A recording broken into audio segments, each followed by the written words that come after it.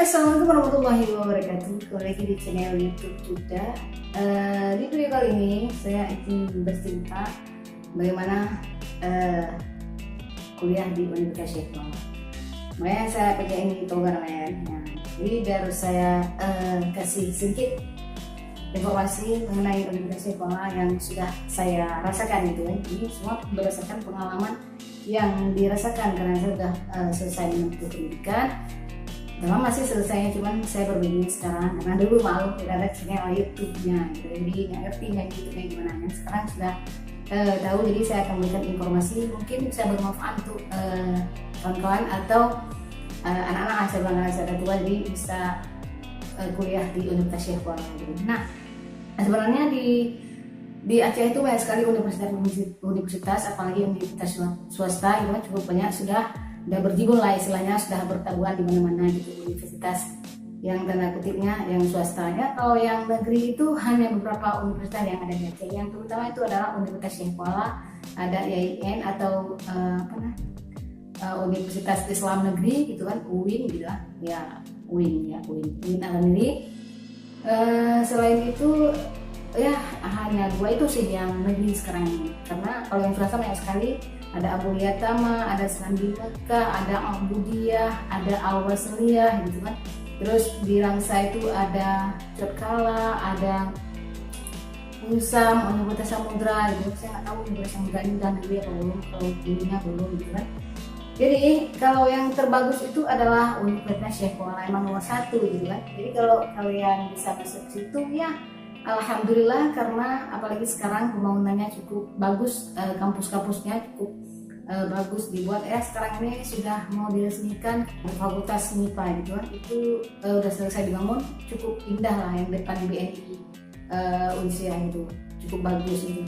Jadi sebenarnya kalau dikatakan SPP-nya mahal, tidak mahal di Unsia gitu, karena dia semuanya berdasarkan pekerjaan orang tua, penghasilan orang tua lagi. Jadi semua berdasarkan grade-nya gitu, semua sudah dibuat tangga-tangganya gitu. Jadi kalau saya dulu kuliahnya itu tahun 2003 tuh cukup murah SPP-nya. Kalau kalian nggak kuliah 2003 tuh rugi banget gitu. Saya SPP-nya cuma 180.000 gitu, 180.000 SPP-nya, jadi murah kan. Jadi kalau sekarang mungkin sekitar 1.800.000 gitu. Jadi nominalnya 1.800.000. Kayaknya seperti itu sih bandingannya, karena saya itu tahun 2003 itu kan, kemudian kena tsunami, karena saya kena juga tsunami gitu.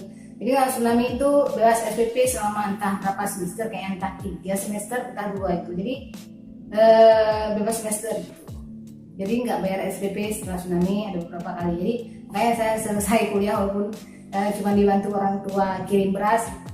Kalau nggak kuliah di tahun 2003 tuh rugi sih, karena SPP cuma 180.000. Memang saat itu ada juga penambahan ketua 5, nggak tahu pertemuan wali murid kira itulah intinya, itu 30.000, jadi jumlahnya 210.000. Ya mungkin sekarang ini 2 juta lebih juga kadang ya, saya kurang paham juga. Tapi kan banyak jalur-jalurnya, bisa pilih jalur mandiri, jalur ini, jalur itu. Sebaiknya kalau orang-orang tidak mampu, misalnya seperti saya dulu, baiknya kita harus belajar, harus pintar gitu. Jadi bisa masuk usia dengan gratis gitu. Maksudnya gratis itu bisa bidik misi gitu kan. Nah mungkin saya dulu bisa kena bidik misi, cuman karena dulunya tahun 2003 nggak ada bidik misi, jadi saya nggak sempat gratis ya SPP-nya karena nggak ada bidik misinya.